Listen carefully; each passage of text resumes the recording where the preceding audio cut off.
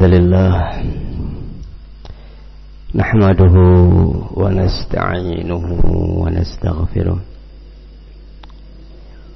ونتوب إليه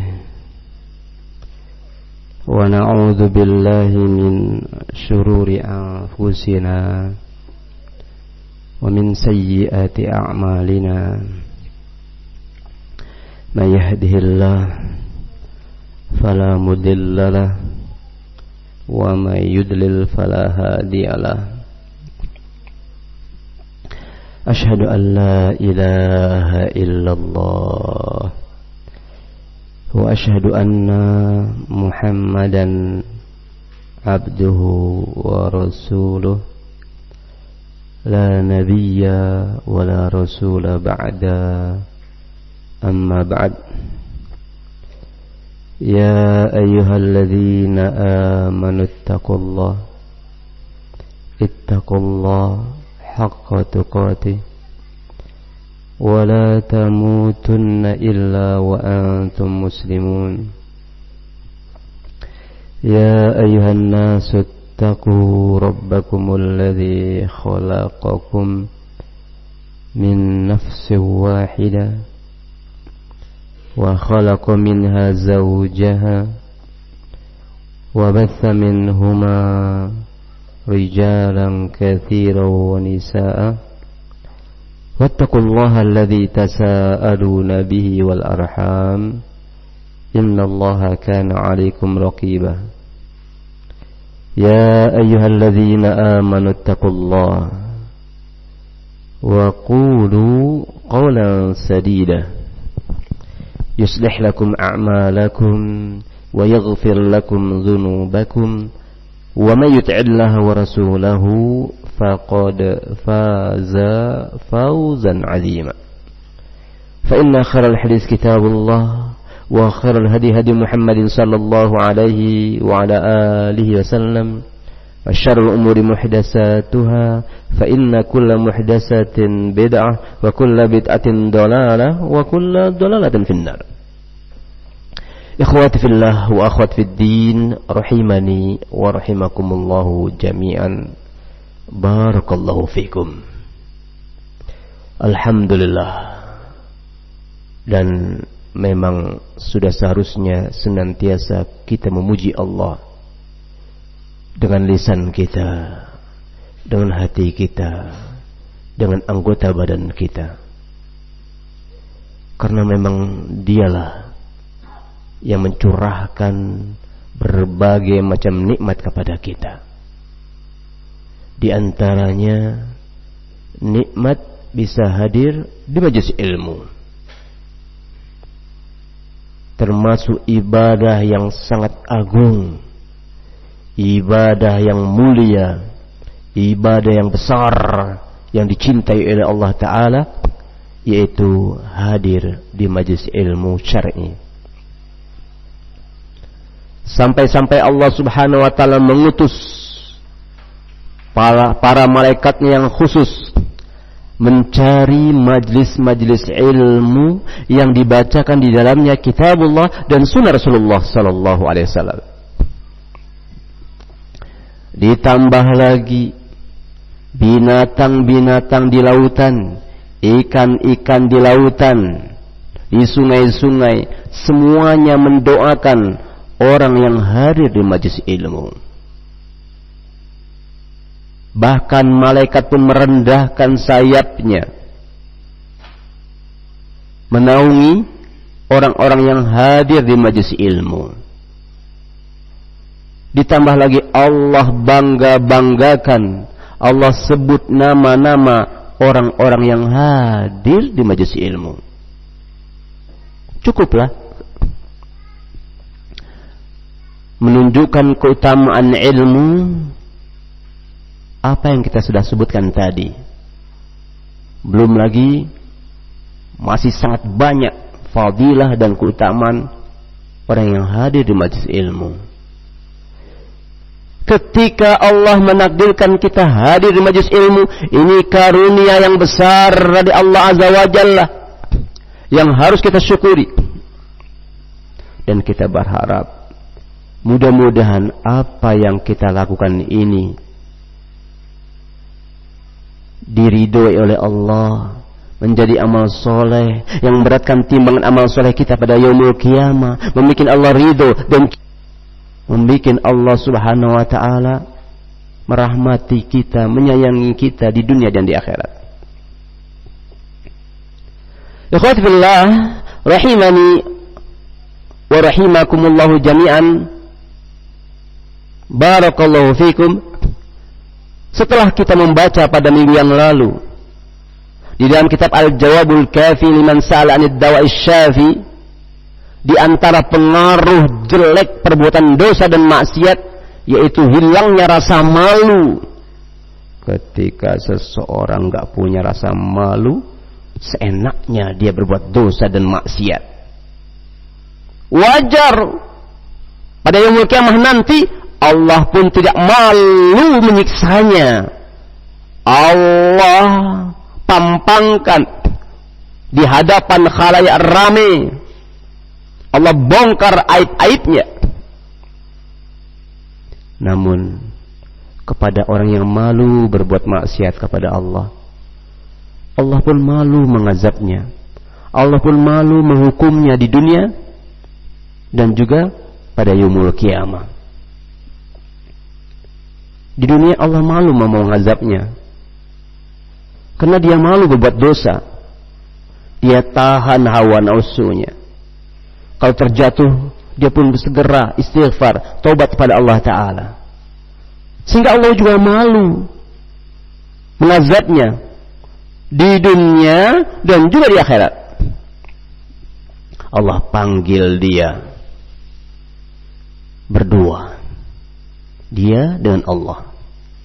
Allah sebutkan dosa-dosanya, aib-aibnya, maksiat yang pernah dia lakukan di dunia. Dia pun mengakuinya. Ketika dia sudah merasakan binasa, Allah katakan kepadanya, dulu di dunia, nah, aku tutup aib-aibmu. Sekarang di akhirat, aibmu juga aku tutup, aku ampuni. Silakan masuk dalam surga. Subhanallah, ikhwati fillah. Kita sangat ingin berharap pada Allah agar Allah ampuni dosa-dosa kita. Allah rahasiakan dosa aib-aib kita, dan kita harus berupaya dan berusaha untuk tidak menambah lagi dan dosa yang lainnya. Ikhwati fillah, rahimani wa rahimakumullah. Maka pada malam hari ini insyaallah kita akan lanjutkan sedikit pada fasal yang berikutnya, yaitu tentang wa min uqubatiz dzunub. Kata Syekh Islam Ibnu Qayyim Al-Jauziyah rahimahullah taala, wa min uqubatiz dzunub, di antara pengaruh jelek perbuatan dosa dan maksiat adalah annaha tud'ifu fil qalbi ta'zimar rabbi jalla jalaluh. Di antara pengaruh jelek perbuatan dosa dan maksiat, bahwasanya maksiat itu melemahkan di dalam hati seorang hamba. Melemahkan apa? Melemahkan ta'zimar rabb, pengagungan dia terhadap Allah. Dosa itu menyebabkan seorang hamba kurang pengagungannya terhadap Allah Azza wa Jalla. Wa tud'ifu waqarahu fi qalbil abdi, lemah, kurang pengagungannya, penghormatannya kepada Allah. Wa tud'ifu waqarahu fi qalbil abdi, dalam hati seorang hamba tersebut semakin berkurang rasa pengagungannya terhadap Allah. Tidak memuliakan Allah, kurang memuliakan Allah Ta'ala. Perintah Allah dikerjakan sih dikerjakan, tapi kadang-kadang sholatnya kadang-kadang bolong, zikirnya ya kalau sempat sajalah, taklimnya ya kalau mau. baca Al-Quran. Ya, kalau ada waktu luang, kurang pengagungannya terhadap Allah Azza wa Jalla, kurang bersemangat melaksanakan syariat Allah, kurang wala budda, dan ini pasti, mau tidak mau, seseorang yang bermaksiat maka berkuranglah pengagungan dirinya terhadap Allah Azza wa Jalla. Sya'a am aba, dia mau atau tidak mau, tetap pengagungannya terhadap Allah berkurang. Walau tamakkana waqarullahi wa 'azamatuhu fi qalbil 'abdi lama tajarra'a 'ala ma'asihi. Dan seandainya semakin menetap dengan kokoh pengagungan seorang hamba terhadap Allah Azza wa Jalla, pemuliaan seorang hamba kepada Allah Ta'ala, niscaya dia tidak akan lancang untuk berbuat dosa kepada Allah Ta'ala seandainya dia mengagungkan Allah, memuliakan Allah, mengerti tentang kewibawaan Allah, kedudukan Allah Ta'ala. Niscaya dia tidak akan berbuat dosa, dia tidak akan berbuat maksiat kepada Allah Azza wa Jalla. Dengan dia berbuat dosa dan maksiat, berarti berkuranglah rasa pengagungannya terhadap Allah. Wa rubbama ightarral mughtar, bisa jadi ada seseorang yang tertipu dengan dirinya sendiri. Ketika tertipunya seorang yang tertipu, wa qala, dan dia berkata, innama yahmiluni 'alal ma'asi husnul raja' wa tama'i fi afwihi la dha'fu 'azamatihi fi qalbi. Sesungguhnya hanyalah yang mendorong aku berbuat dosa dan maksiat karena bagusnya harapanku, karena bagusnya keinginanku untuk mendapatkan ampunan Allah, bukan karena lemahnya pengagungan hatiku di dalam mengagungkan Allah, bukan. Kata dia beralasan, jangan lihat zahir, yang penting itu hati. Memang saya bermaksiat, berbuat dosa, tapi tujuan saya berbuat dosa dan maksiat itu karena saya mengharapkan ampunan Allah, karena saya mengharapkan maghfirah Allah. Innallaha ghafurur rahim, sesungguhnya Allah itu Maha Pengampun lagi Maha Penyayang. Allahumma innaka afun, Allahumma ya Allah, innaka afun, sesungguhnya engkau adalah Zat yang Maha Pengampun, pemaaf. Tuhibbul afwa, yang senang dengan orang yang minta maaf. Fa'fu anni, maafkan aku ya Allah. Karena aku tahu Allah itu Maha Pengampun, Maha Pemaaf, agar aku mendapatkan ampunan Allah dan rahmat Allah, ya aku berbuat dosa dulu, berbuat maksiat dulu. Dengan berbuat dosa dan maksiat, aku akan mendapatkan ampunan Allah. Ini orang-orang yang tertipu. Seenaknya dia berkata demikian, beralasan dengan demikian untuk berbuat maksiat kepada Allah Ta'ala, tidak mengagungkan Allah. Bahkan dia tertipu dan dirinya sendiri berharap setelah dia berbuat dosa, dia akan mendapatkan ampunan. Setelah berbuat dosa, akan mendapatkan rahmat. Ini orang yang tertipu. Wa hadza min mughalatatin nafsi, ini adalah kesalahan jiwa. Kesalahan jiwa seseorang. Salah di dalam menilai, salah di dalam berkeyakinan. fa inna 'azamatullah ta'ala, maka sungguhnya pengagungan Allah, memuliakan Allah azza wa jalla, yang maha tinggi dan yang maha tinggi fi qalbil abdi, karena mengagungkan Allah yang ada dalam hati seorang hamba, wa ta'zimu hurmatihi, dan mengagungkan Allah dengan menghormati syariat-syariat Allah, memuliakan syariat-syariat Allah, mengerjakan perintah-perintah Allah, yahulu bainahu wa bainal dzunub, akan menghalangi dia untuk berbuat dosa. Akan menghalangi dia antara dia dengan dosa. Kalau memang dalam hatimu ada pengagungan, kalau memang kamu itu mengagungkan syariat-syariat Allah, mengagungkan zat Allah, memuliakan Allah, nah, seharusnya kamu menjauhi perbuatan dosa. Ini konsekuensinya. Nah, konsekuensinya kamu harus tinggalkan perbuatan dosa dan maksiat.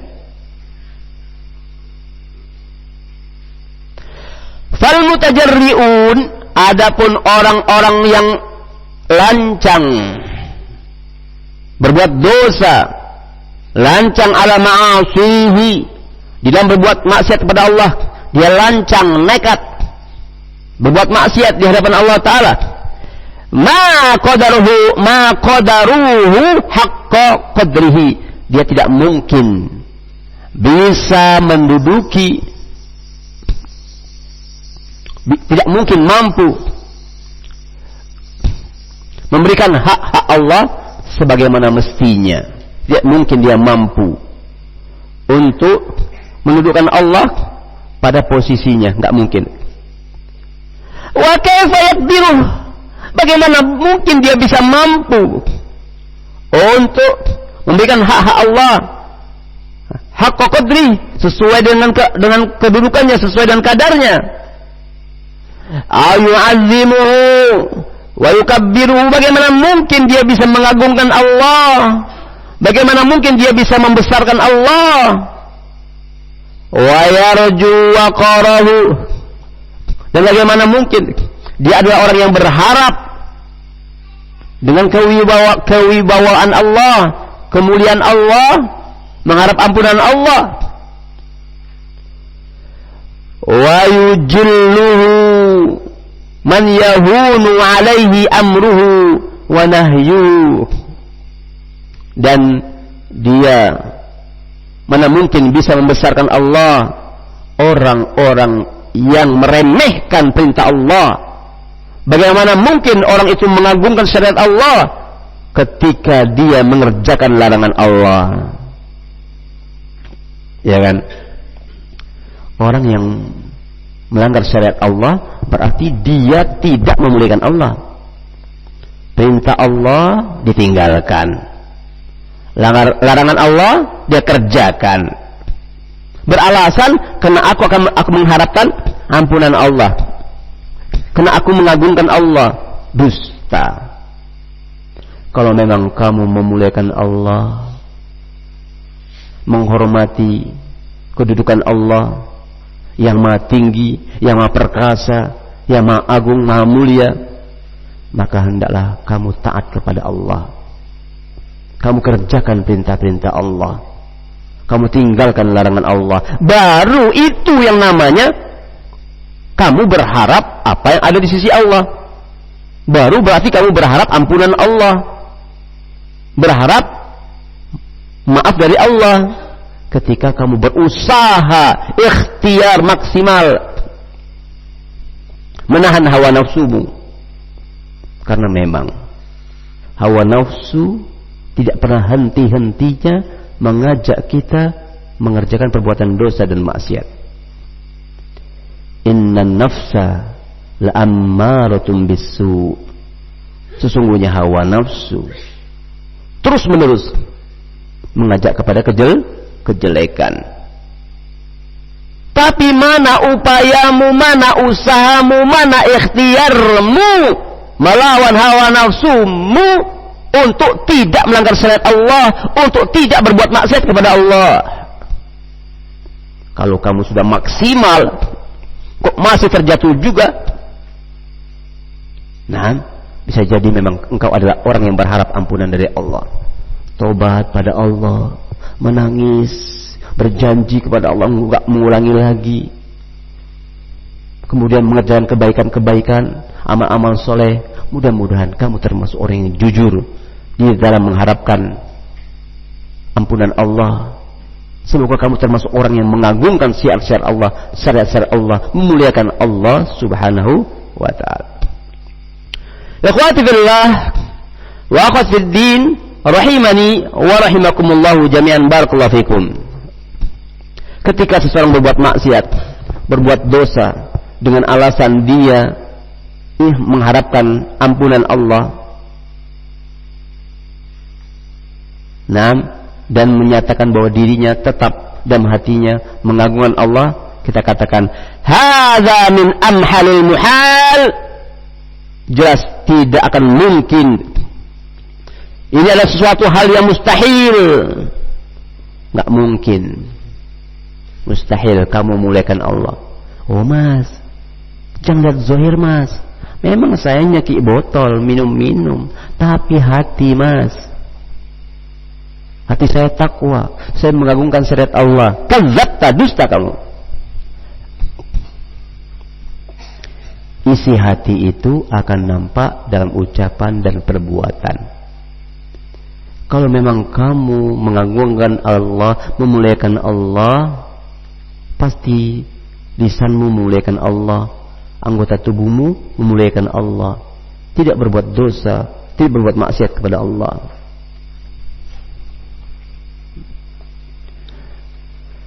Wa abainil batil, dan sejelas-jelas kebatilan. Ketika seseorang berbuat dosa, berbuat maksiat, kemudian mengaku bahwa dia mengagungkan Allah, memuliakan Allah, dusta. Ini sejelas-jelas kebatilan. Wa kafa bil 'asi 'uqubatan ayyadmahilla min qalbihi ta'zimullah jalla jalaluhu wa ta'zimu hurmatihi wa yuhawwinu alaihi haqquhu. Cukup sebagai hukuman bagi orang yang bermaksiat kepada Allah Ta'ala, yaitu Allah jadikan hilangnya, berkurangnya dari hatinya pengagungan terhadap Allah. Ternyata ketika seseorang tidak menghormati Allah, tidak mengagungkan Allah, itu termasuk azab, termasuk hukuman dari Allah Azza wa Jalla.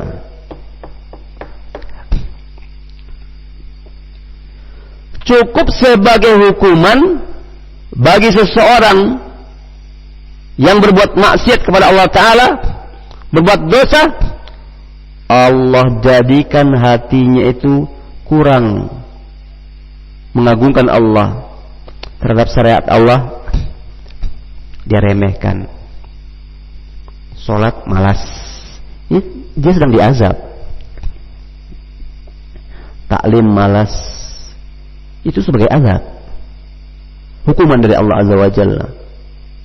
Nah, bersedekah malas, bisa jadi ini hukuman dari Allah Ta'ala. Tidak menghormati syariat Allah, tidak memuliakan syariat Allah, itu sebagai hukuman dari Allah Azza wa Jalla. Cukuplah bagi orang yang bermaksiat dihukum dengan Allah jadikan hilangnya dari hatinya pengagungan terhadap Allah, pengagungan terhadap syariat-syariat Allah. Dan cukuplah sebagai hukuman bagi orang bermaksiat, Allah jadikan pada hatinya dia meremehkan hak-hak Allah. Sholat sekendaknya, sholat sambil main-main, taklim sambil cerita-cerita, ngobrol sendiri. Bisa jadi itu hukuman dari Allah Ta'ala. Dia tidak menghormati syariat Allah, dibacakan kalamullah, dibacakan sunnah Rasulullah, ngobrol sendiri di pojok. Nah, para sahabat dahulu, kepala-kepala mereka seakan-akan ada burung yang sedang bertelur di kepalanya, sehingga tidak bergerak sedikit pun. Betul-betul memuliakan kalamullah, memuliakan syariat Allah. Sampai-sampai para ulama untuk mendapatkan satu hadis bertahun-tahun mengadakan perjalanan. Betul-betul mereka memuliakan syariat Allah. Dia korup, dia jual, dia beli pena dengan sekian dinar untuk mendapatkan ilmu. Dia korbankan dunianya. Kita terbalik. Ada majelis ilmu ditinggalkan, malah cari dunia. Nggak sampai 1 dinar, nggak dapat lagi, tekor lagi. Naam, dan musibah lagi. Tidak menghormati syariat Allah, tidak memuliakan kalamullah, tidak memuliakan syariat Allah, hadis Rasulullah, maka al-jaza min jinsil amal. Allah pun tidak memuliakannya. Ketika dia meremehkan syariat Allah, Allah remehkan juga dia. Seseorang itu dibalas oleh Allah di dunia dan di akhirat sesuai dengan apa yang dia lakukan.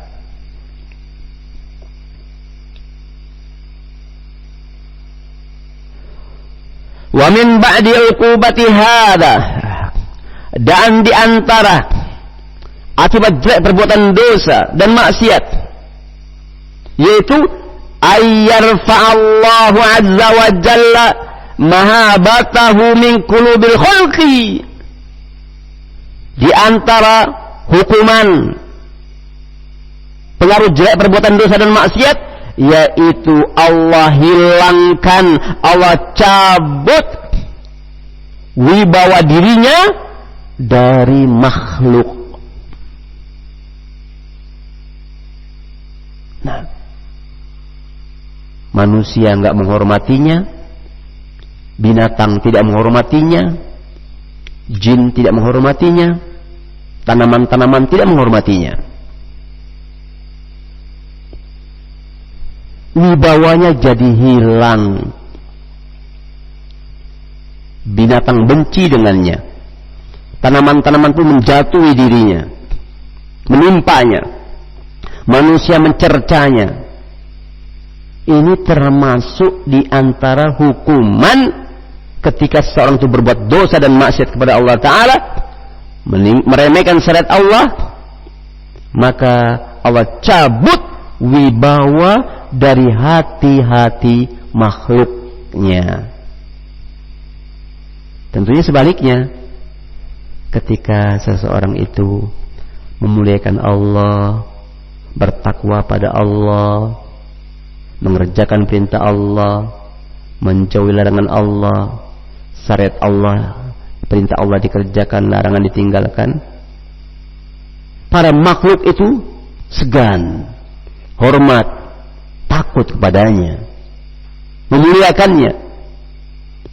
Hewan-hewan mendoakannya, mintakan ampun kepada Allah untuknya. Nah, para jin pun takut kepadanya. Harimau pun tidak berani menerkamnya. Sebagaimana kisah para sahabat, di antara sahabat dan juga tabi'in. Sampai harimau nggak berani menerkamnya, bahkan harimau itu mengantarkannya ke tujuan dia. Diantarkan. Kenapa? Karena orang ini takwa kepada Allah, takut kepada Allah, memuliakan syariat Allah, maka dia pun dimuliakan di dunia dan juga di akhirat. Dan sebaliknya, orang-orang yang dia berbuat dosa dan maksiat kepada Allah Ta'ala, maka dihukum dengan Allah cabut kewibawaan dirinya dari hati-hati makhluk. Wa yahunu alaihim, dan makhluk itu pun merendahkannya. Makhluk pun merendahkannya, mengejarnya, menggigitnya. mencemoohnya. Wa yastakhiffuna bihi, dan makhluk pun merendahkannya, meremehkannya. Kama hana alaihi amruhu, sebagaimana dia meremehkan dan merendahkan syariat Allah, sebagaimana dia merendahkan dan meremehkan perintah-perintah Allah, tidak memuliakan Allah. Wastakhaffa bihi, dan dia merendahkan syariat Allah Ta'ala, seperti itu dia dibalas. Percuma kamu berkuar-kuar ke sana kemari agar manusia memuliakan kamu. Nah, mengadakan berbagai macam acara-acara hanya pengikutmu biar mereka mengagungkanmu, memuliakanmu. Percuma kalau Allah merendahkanmu, Allah mencabut kemuliaan dari dirimu, tetap saja kamu akan rendah dan hina, sekalipun manusia nampaknya memuji-muji kamu, memuliakan kamu, padahal hati mereka juga benci dengan kamu. Kenapa? Karena kemuliaan kamu dicabut oleh Allah dari hati mereka. Terus bagaimana dong? Supaya kembali ke kewibawaan tersebut, tobat pada Allah. Jangan banyak bicara. Jangan kamu kesana kemari, berkeliaran kesana kemari, mencari pengikut pendukung dirimu. Nggak usah, nggak perlu. Tobat pada Allah, minta ampun pada Allah, bertakwa kepada Allah.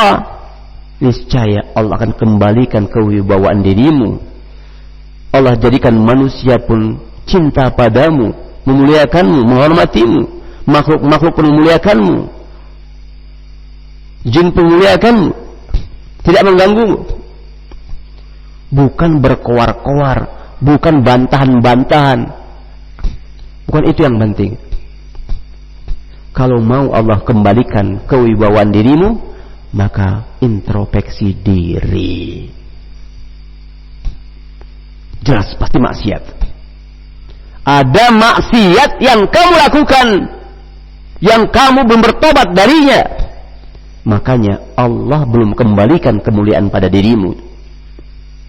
Maka cari kira-kira apa maksiat dan dosa yang kamu lakukan.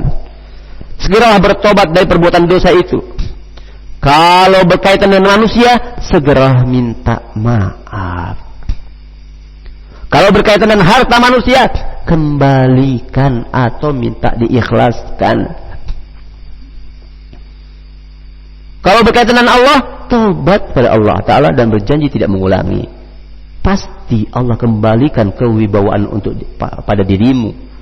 Allah jadikan makhluk menghormatimu, segan padamu, memuliakanmu. Tidak perlu mencari pengikut, kesana kemari, menghabiskan waktu, menghabiskan wibawa, menghabiskan biaya, mencari pengikut untuk mendukungmu. Percuma.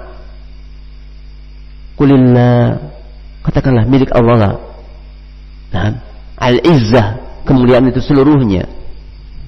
Dialah yang memuliakan seseorang, dia pula lah yang merendahkan seseorang. Maka mintalah pada Allah kemuliaan, ketakwaan. Berlindunglah kepada Allah dari kerendahan dan kehinaan. Ikhwatillah, rahimani wa rahimakumullah jami'an, barakallahu fikum. Fa'ala qadri mahabbatil abdi lillah yuhibbun nas. Sesuai dengan kadar kecintaan seorang hamba kepada Allah, demikian itu juga sekadar itu pula cintanya manusia terhadap dirinya. Kalau kamu mau dicintai oleh manusia, jangan minta kepada manusia kecintaan itu, minta pada Allah. Bertakwa pada Allah, cintalah pada Allah, buktikan cintamu pada Allah. Niscaya Allah jadikan manusia cinta padamu. Nah, seperti itu juga ketika kamu berharap syafaat Rasulullah, bukan minta kepada Rasulullah, minta kepada Allah. Ikuti sunnah Rasulullah, insya Allah kamu dapat syafaat Rasulullah. Maka ikhwatillah, sesuai dengan kadar kecintaan seseorang kepada Allah, seperti itu jugalah Allah jadikan manusia cinta kepadanya. wa ala qadri khawfihi min Allah, sekadar rasa takutnya kepada Allah, ya khawfuhul khalqu, demikian itulah, sekadar itu pula lah makhluk takut kepadanya. Kalau kamu takut kepada Allah dengan takut yang tinggi yang sangat, Allah jadikan makhluk yang lainnya juga takut padamu. Kalau kamu cinta pada Allah dan cinta yang sangat, Allah jadikan manusia juga cinta kepadamu. Sebaliknya, jika kamu tidak mencintai Allah, maka Allah jadikan para makhluk tidak cinta padamu, benci padamu. Kalau kamu tidak takut kepada Allah, makhluk-makhluk yang lain pun, makhluk-makhluk yang lainnya juga tidak takut kepadamu. Al-jaza min jinsil amal, seseorang sesuai dengan apa yang dia lakukan. Wa ala qadri ta'zimihi lillah wa hurumatihi yu'azzimun nasu hurumatihi. Sekadar dengan pengagungan dia terhadap Allah, sekadar itu pula, sekadar penghormatannya kepada syariat Allah, dia agungkan syariat Allah, sekadar itu pula manusia akan menghormatinya. Jadi kalau kamu mau dimuliakan manusia, maka muliakan syariat Allah. Enggak perlu ngasih manusia uang agar memilih dirimu, memuliakan kamu, percuma. Sebanyak apapun kamu gelontorkan hartamu supaya mereka memilihmu, memuliakan kamu, enggak bakal. Kalau ingin mereka memuliakanmu, maka muliakan syariat Allah. Kerjakan perintah Allah, jauhi larangan Allah. Inna akramakum indallahi atqakum, sesungguhnya orang yang paling takwa, sesungguhnya orang yang paling mulia di antara kalian di sisi Allah adalah orang yang paling takwa di antara kalian. Orang yang paling mulia di antara kalian di sisi Allah adalah orang yang paling bertakwa kepada Allah Azza wa Jalla, yang paling takut kepada Allah, paling cinta kepada Allah, yang sungguh-sungguh beribadah kepada Allah, mengerjakan perintah Allah, bersungguh-sungguh meninggalkan larangan Allah. Dialah orang yang paling mulia. Belum tentu orang yang paling banyak ilmunya yang paling mulia, belum tentu. Belum tentu orang yang paling kaya yang lebih mulia, belum tentu. Bisa jadi kalian lebih mulia. Wakhafillah, rahimani wa rahimakumullah. Kemuliaan seseorang di sisi Allah itu tergantung ketakwaannya kepada Allah. Maka kalian telah mendapatkan nikmat dari Allah, ditakdirkan, diberi kesempatan oleh Allah untuk mondok di Ma'had Ahlus Sunnah, dimuliakan oleh Allah. Al-Quran pun menetap di dada-dada kalian sehingga kalian hafal kalam Allah. Ini kemuliaan dari Allah. Jangan sampai ditarik lagi kemuliaan ini gara-gara berbuat dosa, bermaksiat kepada Allah, gara-gara nipu, gara-gara maling, makan makanan yang halal, yang haram, milik tetangga, milik temannya. Akhirnya Allah cabut kemuliaan itu, Allah takdirkan kamu dikeluarkan dalam keadaan hina. Jangan berbuat dosa dan maksiat. Kemuliaan itu akan hilang, Allah cabut wibawa dirimu ketika kamu tidak bersyukur. Syukurilah. Tidak semua orang mampu, tidak semua orang mendapatkan nikmat sebagaimana nikmat yang Allah berikan kepada kalian. Bisa menghafal Al-Quran sekian banyak, bisa hadir di majelis ilmu, bisa memahaminya, mengamalkannya, mendakwakannya. Itu nikmat yang besar dari Allah Azza wa Jalla. Maka muliakan kalamullah dan sunnah Rasul. maka tetap kalian akan dimuliakan oleh Allah Ta'ala.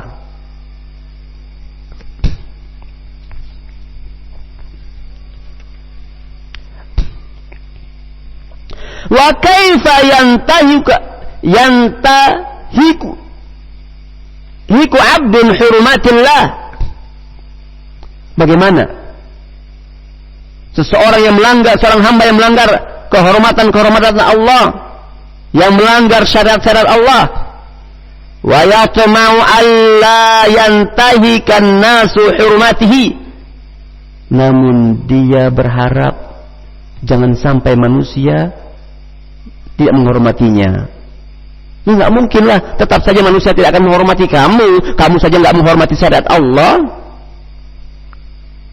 kamu cuek dengan syariat Allah, sholat tidak kadang-kadang, maka Allah jadikan manusia pun cuek dengan dirimu. Tetapi kalau kamu membantu syariat Allah, Allah takdirkan manusia pun membantu dirimu. Am kaifa yahunu alaihi haqqullah wa la yuhawwinuhu Allah 'ala an-nas. Atau bagaimana mungkin seorang hamba yang meremehkan hak-hak Allah, hak-hak Allah dia remehkan, dia menyebutkan Allah, dia tinggalkan syariat Allah, kemudian dia tidak ingin manusia meremehkannya? Enggak mungkin lah, pasti manusia akan meremehkanmu, manusia pun mencemoohmu. Am kaifa yastakhiffu bi ma'asillah wa yastakhiffu bihi al-khalqu.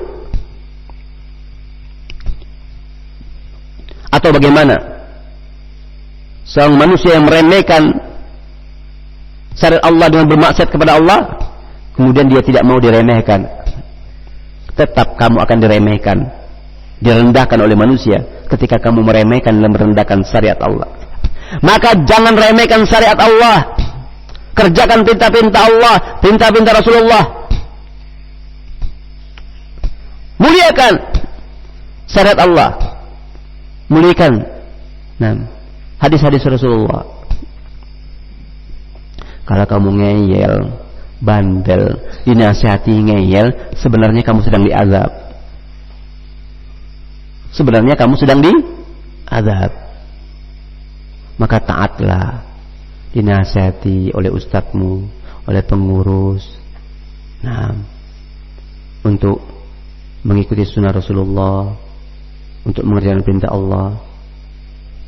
Berarti kamu dimuliakan, maka ikuti. Kalau kamu ikuti, berarti kamu sedang dimuliakan oleh Allah Ta'ala. Ketika kamu bandel, kamu ngeyel, kamu sedang direndahkan dan dihinakan oleh Allah Azza wa Jalla. Maka taatlah. Waqad asyara subhanahu ila hadha fi kitabih 'inda dzikri 'uqubatiz dzunub. Dan sungguh Allah Subhanahu wa taala memberikan isyarat tentang perkara ini di dalam kitabnya, dalam Al-Qur'an, ketika Allah menyebutkan tentang hukuman-hukuman orang yang berdosa. Wa annahu arkasa arbabaha, bahwa Allah membolak-balikkan mereka bima kasabu, disebabkan ulah mereka. Lihat sekarang di Turki, di Rusia, hampir 1000 bangunan besar hancur, 3.400-an manusia meninggal dunia. Semoga Allah memaafkan mereka yang sudah meninggal dunia. Semoga Allah mengangkat kembali derajat mereka yang telah rendah, yang telah jatuh. Semoga Allah memberikan pelajaran bagi diri kita ketika bisa mengambil hikmah dari pelajaran tersebut. Lihatlah di sana, hancur. Gempa bumi 7,8 skala Richter. 7,8. Bumi pun terbelah. Jalan-jalan tol rusak. Mobil-mobil jatuh di bawah. Lubang-lubang. Jumlah kalian cuma 200-an di sini. Yang meninggal 3.000, hampir 3.500. Itu masih banyak yang belum diketemukan di bawah timbunan-timbunan reruntuhan gedung-gedung. Sebenarnya Allah sudah kasih isyarat. Allah bolak-balikkan mereka bima kasabu, disebabkan ulah-ulah tangan mereka. Tapi tetap saja kita mendoakan saudara kita yang muslim. Nah, mudah-mudahan dengan musibah itu dosa-dosanya diampuni. Karena tanda-tanda syahid yaitu seseorang ditimpa bangunan. Nah, bisa jadi itu bentuk cara Allah mengampuni dosa-dosanya. Mudah-mudahan mereka sempat tobat kepada Allah Ta'ala. Wa ghatta ala qulubihim, dan Allah telah tutup hati-hati mereka. Perhatikan dalam Al-Quran bagaimana orang-orang munafik. Khatamallahu ala qulubihim wa ala sam'ihim wa ala absarihim ghishawah. Allah tutup hati-hati mereka. Allah tutup mata-mata mereka. Dan pada mata Allah tutup hati-hati mereka. Allah tutup telinga-telinga mereka. Dan pada mata mereka ada penutup. Akhirnya mereka nggak peduli dengan Islam, nggak peduli dengan dalil. Udahlah, jangan sebut dalil-dalil. Nggak suka dia. Apalagi ucapan-ucapannya, bagaimana kalian akan maju dikit-dikit qala Allah, qala Rasulullah. Mulai. Nah, sungguh itu bentuk dia telah diazab oleh Allah, sedang diazab oleh Allah, sehingga tidak mengagungkan syariat Allah. Dia nggak peduli. Allah kunci mati hati mereka. Wa taba 'alaiha bi dzunubihim, Allah kasih segel hati mereka disebabkan dosa-dosa mereka. Hati mereka dikunci. Kalau sudah disegel oleh Allah hati mereka, pakai apa kamu bukanya? Ini bahaya. Bahaya dosa dan maksiat itu sangat bahaya. Wa annahu nasiyahum kama nasul, maka dia pun ditinggalkan sebagaimana mereka meninggalkan syariat Allah. Syariat Allah nggak dikerjakan, dicueki, nggak mau dipelajari, maka Allah tinggalkan juga mereka. Wa ahanahum kama ahanu dinahu, Allah hinakan mereka sebagaimana mereka menghinakan agama Allah. Al-Quran dibakar, Al-Quran diinjak-injak, Al-Quran cuma untuk pajangan. Allah hinakan juga mereka sebagaimana mereka menghinakan agama Allah. Wa dayya'hum kama dayya'u amrahu, dan Allah terlantarkan mereka, Allah sia-siakan mereka sebagaimana mereka menyia-nyiakan agama Allah. Allah biarkan mereka biar tahu rasa.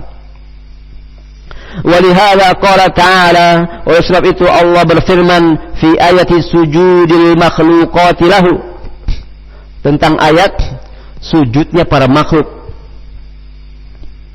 Allah berfirman dalam surah Al-Hajj ayat 18, wa man yuhinillahu fama lahu min mukrim, maka barang siapa yang direndahkan, dihinakan oleh Allah, maka siapakah yang bisa memuliakannya? Tidak ada. Tidak ada seorang pun yang bisa memuliakannya. Kalau mau mulia, maka muliakan syariat Allah. Bukan mencari pengikut, mencari pendukung, mengajak umat ini memuliakan kamu. Tidak akan berhasil. Fa'innahum lamma hana alaihimus sujudu lahu, maka sungguhnya mereka tatkala mereka meremehkan sujud, meremehkan sholat, nggak mau sholat hanya kadang-kadang saja. Wastakhaffu bihi, dan mereka merendahkan sholat, bahkan orang sholat diejek, dicaci maki. Walam yaf'aluh, dan mereka tidak mengerjakan sholat. Ahanahum, maka Allah pun rendahkan mereka, Allah hinakan mereka. Coba kamu lihat orang-orang yang meninggalkan sholat. Nah, dari kalangan kaum muslimin, apakah mereka mulia? Tidak. Allah rendahkan dan hinakan juga mereka sebagaimana mereka merendahkan dan menghinakan syariat Allah. Falam yakun lahum min mukrim, maka tidak ada seorang pun yang bisa memuliakannya ba'da an ahanahumullah, setelah Allah hinakan mereka. Wa man dha yukrimu man ahanahullah, Dan siapa saja yang dimuliakan oleh Allah, maka siapakah yang mampu merendahkannya? Enggak ada. Kalau seseorang itu dimuliakan oleh Allah, maka tidak ada seorang pun yang bisa menghinanya, walaupun bikin makar-makar, walaupun mengadakan berbagai macam acara untuk merendahkanmu. Kalau kamu dimuliakan oleh Allah, mereka tidak mampu merendahkanmu. Au yuhinu man akramahullah, atau siapakah yang bisa menghinakanmu, bisa menghinakan orang-orang yang telah Allah muliakan? Tidak ada yang bisa memuliakannya. Tidak ada yang bisa menghinakannya, orang-orang yang Allah muliakan. Semoga Allah Subhanahu wa taala muliakan kita di dunia maupun di akhirat. Maka hendaklah kita berupaya, jangan tamanni, jangan berangan-angan semoga Allah muliakan kita, tetapi kita tidak ada ikhtiar, tidak usaha memuliakan syariat Allah. Kita harus bersemangat lagi untuk hadir di majelis ilmu, memuliakan kalamullah, memuliakan sunnah Rasulullah. Ilmu itu setelah dipelajari, difahami, kemudian diamalkan dalam kehidupan kita sehari-hari sebagai bentuk pengagungan kita terhadap syariat Allah Ta'ala. InsyaAllah Allah pun memuliakan kita di dunia dan juga di akhirat. Semoga Allah SWT memberikan kepada kita ilmu yang bermanfaat, dan semoga kita termasuk la in syakartum la azidannakum wa la in kafartum inna adzabi lasyadid. Allah menyatakan, jika kalian bersyukur terhadap nikmatku, aku tambah dengan nikmat yang lainnya. Tetapi kalau kalian kufur, ketahuilah sesungguhnya azabku sangat pedih. Semoga kita termasuk hamba-hamba Allah yang bersyukur. Demikianlah yang bisa kami sampaikan pada kesempatan malam hari ini. Mudah-mudahan menimbulkan rasa khasyah dalam diri kita berdasarkan ilmu, dan semoga kita semakin bersemangat beribadah pada Allah dan semakin takut untuk berbuat dosa dan maksiat. Naktafi bihadzal qadar. Subhanakallahumma wa bihamdik, asyhadu an la ilaha illa anta, astaghfiruka wa atubu ilaik. Wa akhiru da'wana anil hamdulillahi rabbil alamin. Tafaddalu rahmatullah.